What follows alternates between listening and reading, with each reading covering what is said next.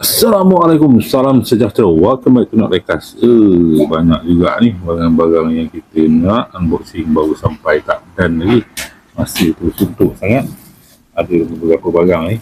Nanti kita tengoklah macam mana. So, jom kita rekah. Kita jom mula dengan pasal yang paling kecil dulu lah. Tengok apa dekat dalam ni. Saya pun dah lupa lah tentang apa. Okay, kita tengok apa barang dekat dalam. Oh, ia adalah alamak.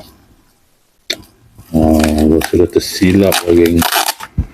Wah, tak ingat lah. Aku dah order satu lagi pula ni. Naklah ni. Hai. Okey, inilah dia. Dia berarti R35 GTR RR Kuma. Okey, yang ini aku ada satu lagi. So aku ada satu lagi daripada China. Nanti aku ada silap. Ingat tak dapat lagi. Itulah. Dia tak buka, dia tak tahu benda yang kita order. Okey, next. Okey, yang ni nampak macam besar. Tapi aku rasa yang ni aku tahu benda. Besar tapi bendanya kecil je. Alhamdulillah, kita buka dulu. Okey, moment of truth.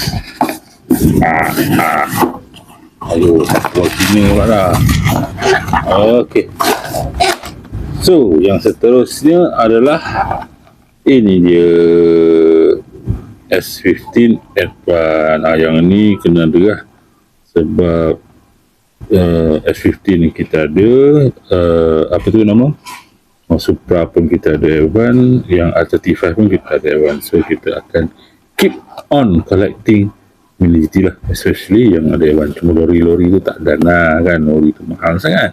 Okay, next.